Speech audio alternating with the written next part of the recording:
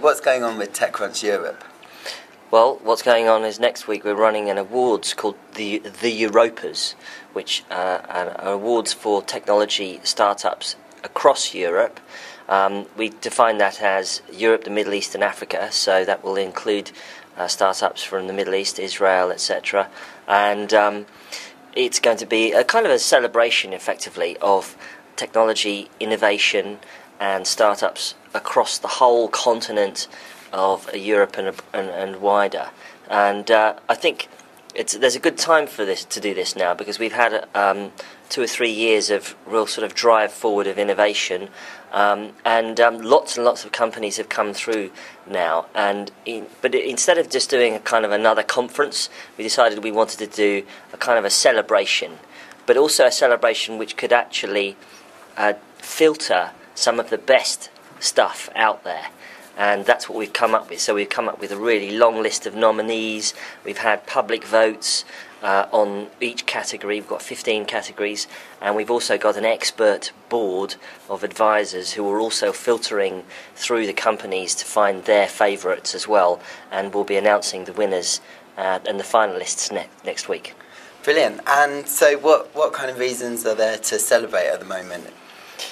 Well, of course, there's always a reason to have fun, of course, but in particular, I think this process will throw up the best companies that Europe has to offer, and also highlight actual people as well. What happens a lot of the time is you hear about technology companies doing things, but also this is an opportunity also to celebrate some of the best people out there, the best founders, the best entrepreneurs, and the people that back them as well, the venture capitalists and the angel community. So it's I think it's a good idea to do this, and it throws into sharp relief just how innovative European companies can be.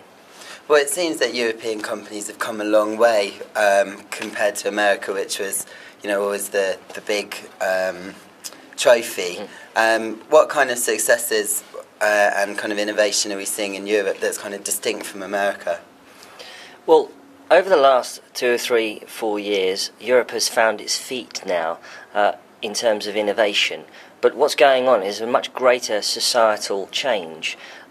Governments are less able to help people as they were. The boom times have come and gone to some extent. And I think there's a new generation of young people coming through now who are finding that there is now an opportunity to start their own companies, to really get out there and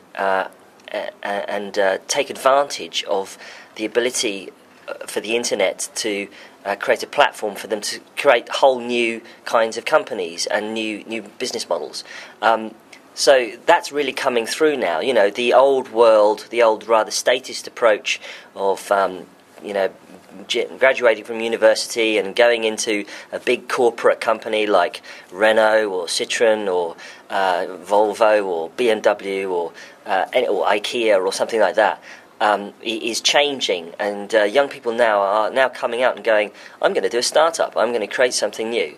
And a lot of the time maybe it's because they don't have many other choices, but that's actually leading to a new wave of innovation across Europe, and that's what we kind of want to celebrate with the Europas.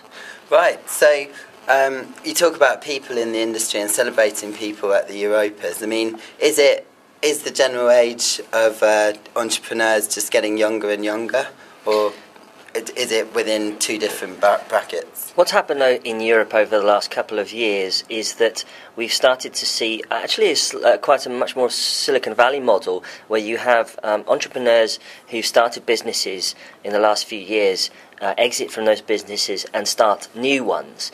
That didn't really happen many years ago. In the sort of 10 years ago in the internet industry, people tried to make some money and then they'd go to their Hawaiian island or something. But now you're getting much more of a culture of serial entrepreneurs, people who keep going. And that's really important for Europe and Europe's innovation. The second thing that's going on is so that you have that sort of older generation who are now starting to do their second and their third company, and also you have a new generation of young people coming in who are just creating startups straight from scratch. Sometimes it's, like I say, sometimes it's because Europe's economy is down right now, and so they don't have a lot of choice, and sometimes it's because they really are they're entrepreneurs who really want to do their own startup. So that's creating a real ecosystem now across Europe, and TechCrunch Europe, as of the blog now, is really motoring now that we're starting to cover a lot of these companies.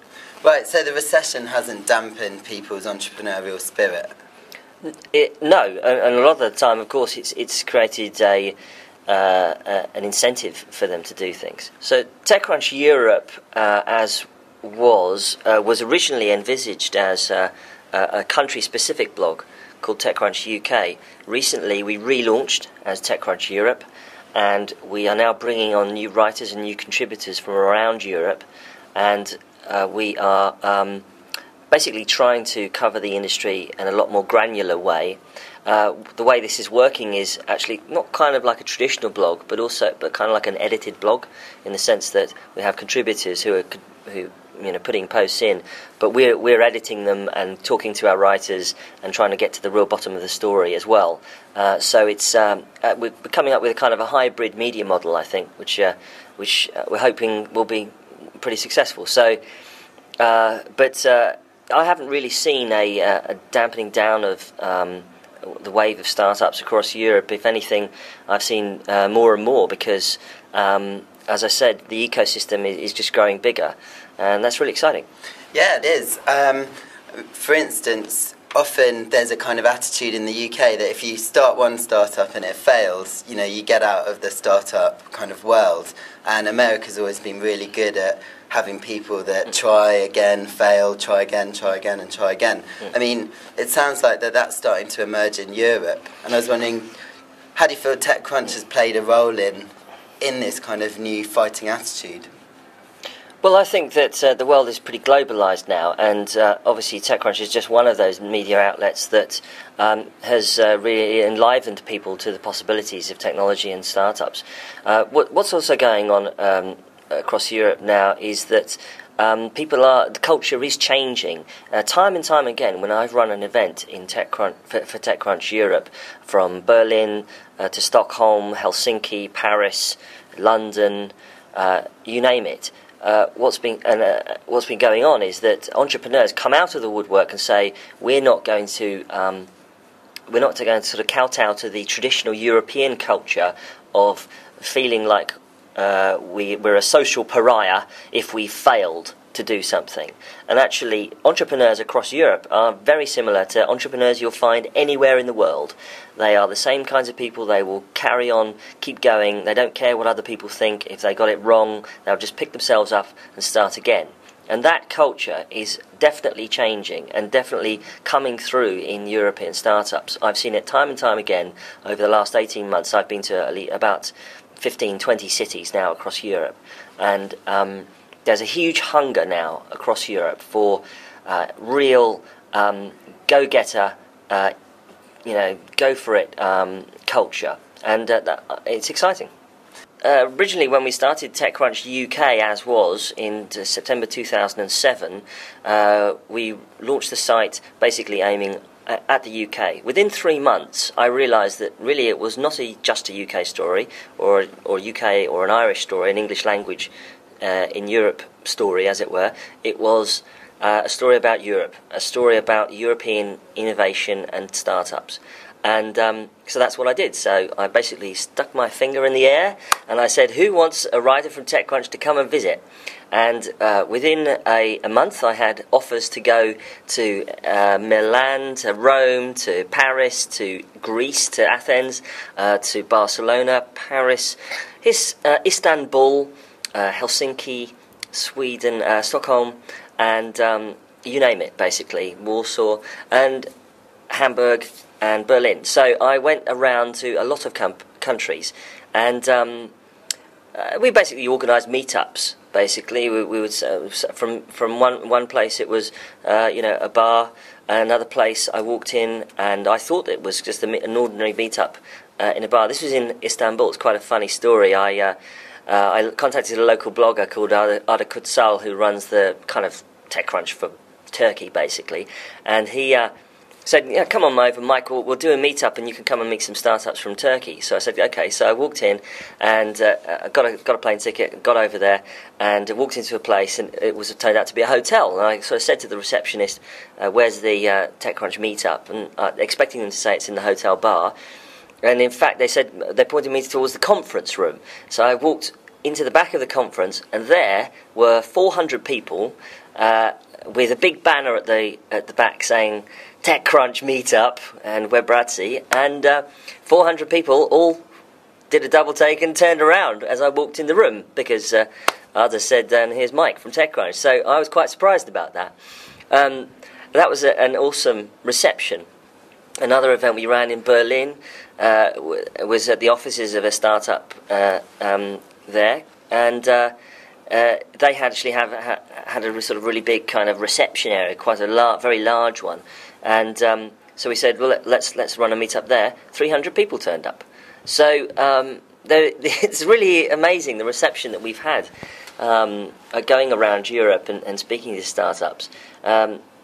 You'd be surprised when I go to America, for instance, and talk to people about what's going on in Europe.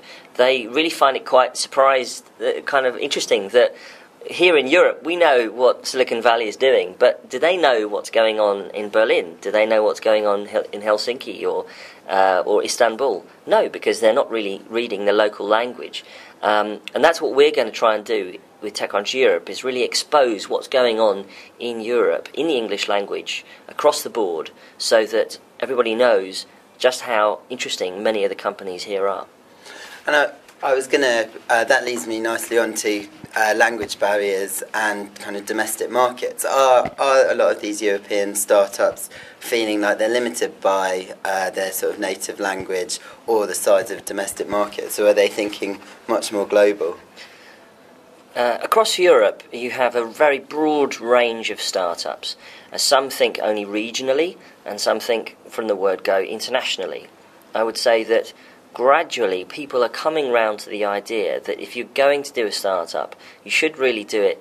Fair enough, you can do it in your own language to begin with, in your local market language, whether it's Polish, Slovenian, Croatian, French, whatever. That's fine. But also internationalise as well. Do an English language version, one that is available globally. And if you do those two things, then I think from a word go, you build a barrier to entry for US companies to move into your space if what you're doing is innovative, of course. So I think that the clone market that used to exist in Europe, yes, sure, it still exists, but that is gradually being eaten away by more and more innovative companies who are thinking that in order to compete internationally, we have to be original, we have to be innovative, we can't just clone another Silicon Valley startup, we have to do our own thing. And that's really coming through now. So we all know about successful European startups like Skype and Last.fm. I mean, what would you bet on right now? Well, a lot of people are talking about companies like Songkick, SoundCloud, Mendeley, Spotify. There are Huddle in the UK. There are lots of companies out there doing pretty awesome things. In fact, Huddle was recently named as one of the potential next Google by Business Week, for instance, magazine. So, yeah, I mean, the simple fact of the matter is that these are the companies that we cover at TechCrunch Europe, and everybody needs to tune in and find out what's going on, because there's a lot going on. And the Europa Awards that we're running next week will be exposing and throwing into relief a lot of these companies. So, last plug for the Europa Awards. When is it? Where do we need to be? So it's this Thursday in London, Thursday, July the 9th in London. 300 people are coming. Tickets are going to be, they're pretty much sold out right now, but we're releasing a new wave of tickets on Monday morning. They'll be pretty much snapped up because we effectively have the creme de la creme of the European tech scene coming. And it'll be, and if you can't get live tickets, then you're going to have to kind of hang London Bridge area and come for a drink later on, because otherwise you won't get in there. Phil, Mike, thanks a lot.